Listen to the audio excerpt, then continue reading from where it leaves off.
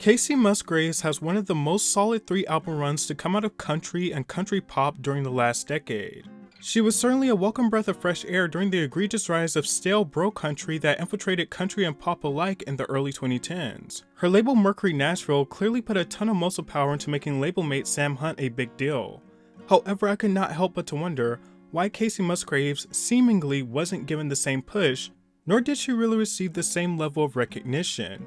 She has the songs, she has the critical acclaim, she has the beauty, and despite being a recognizable figure, Kacey has challenged the country music industry in her own ways, which has left her as a bit of an outsider throughout her career. Kacey Musgraves is one of the defining figures for country of her era, has multiple successful albums, has won 7 Grammys, 6 of which happen to be country-specific awards, yet she has only had one single top 10 on the country airplay charts during her entire career. Rumblings of Kacey's absence from country radio first began in 2013 with the release of her debut album, Same Trailer, Different Park. A commercial and critical success, it was the most acclaimed country album of 2013.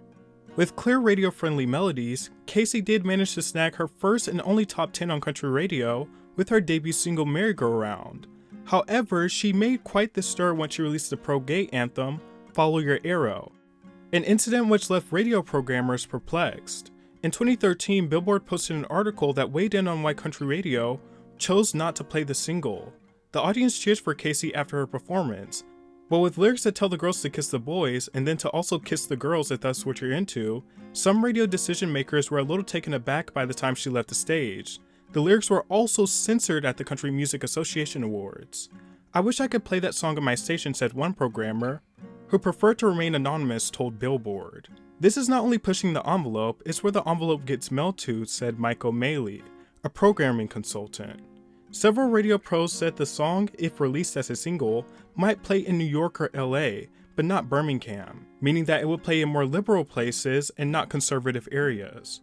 The programmers also stated that the song might have fared better if they released a sanitized or different version of the song. Otherwise, said one programmer who preferred to remain anonymous, "It's a shame that such a fine piece of music won't find its way to a number of stations.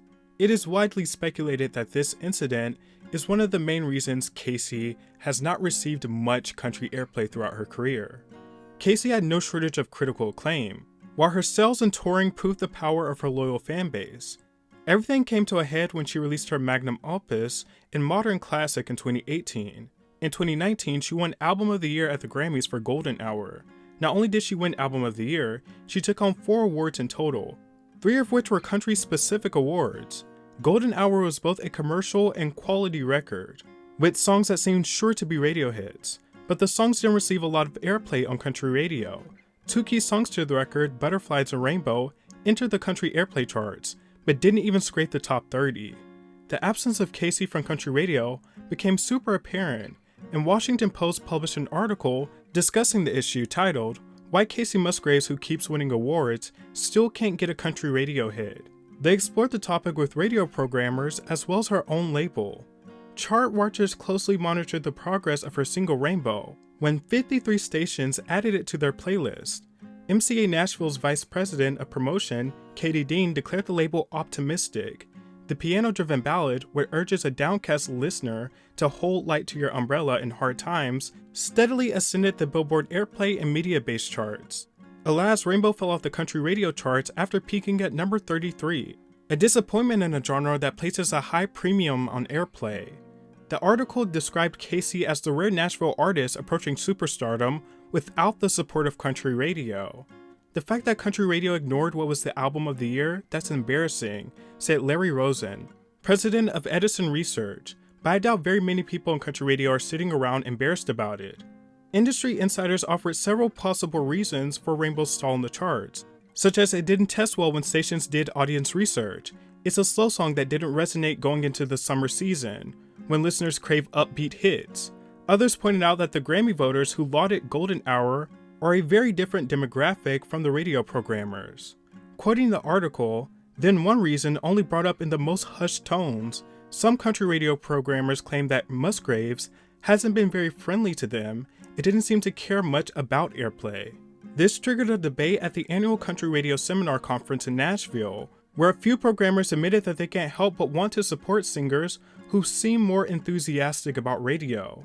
This prompted some eye-rolling from one attendee, who suggested that country programmers may have become spoiled by the genre's super ingratiating stars, who make a special point to thank radio at every award show. We are so used to every single artist being arms wide open. They're not all going to be lovely to deal with. If the music is great, you play it. Prior to this article, Kacey had been upfront about her struggles in the industry. Massive expected on us to be extra accommodating, accessible, sexy, and kiss-assy, she tweeted in reference to a Rolling Stone article about sexual harassment in the country radio world. "Maybe it's why you hardly ever hear me on radio," she said. "I can be meeting the same radio station people or people in the industry as a male artist, but there's an extra pressure on me to be accommodating or nice."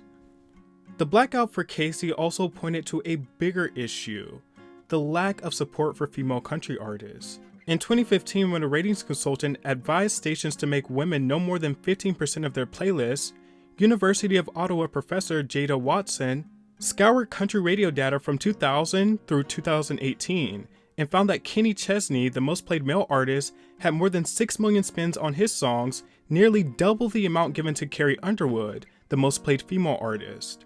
Radio is not the end-all be-all in today's streaming world. However, it is still hugely important and influential to being a contender on the charts and getting your music heard, especially in a genre such as country that takes on more traditional practices.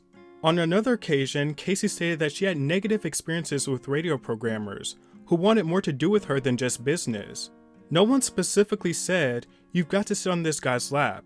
I probably would slap them in their face if they told me that. It's more like implied expectation," she told Vanity Fair. "A program director got really mad at me because I wasn't paying enough attention to him, so he canceled a radio dinner I was supposed to have. I mean, can we just talk about the music?" Kacey also went on record stating that the lack of radio support for Golden Hour was very disappointing because she believed that a lot of the record could fit onto radio. Regardless, with or without radio, Golden Hour has become a modern standard. Given how so many male country radio hits from the 2010s have embraced so many different genres, particularly hip-hop and pop, I think Kacey would have fit right in. She signaled a sea change alongside her peers. She's modern while paying tribute to her country roots. She's progressive socially and has been sneakily influential in country and pop. Kacey's artistic prowess isn't measured by radio support or even accolades, but in an era where country music has been so transformative, and Kacey being one of those people that has played a part in it being that transformative, while also making better records than a lot of her mainstream country pop peers, it is disappointing that she's not really reaped the benefits of being one of the biggest country stars in the form of radio as well, especially when the reasons behind her absence from country radio comes at the hands of her being progressive and inclusive or not falling to the knee of implied expectations.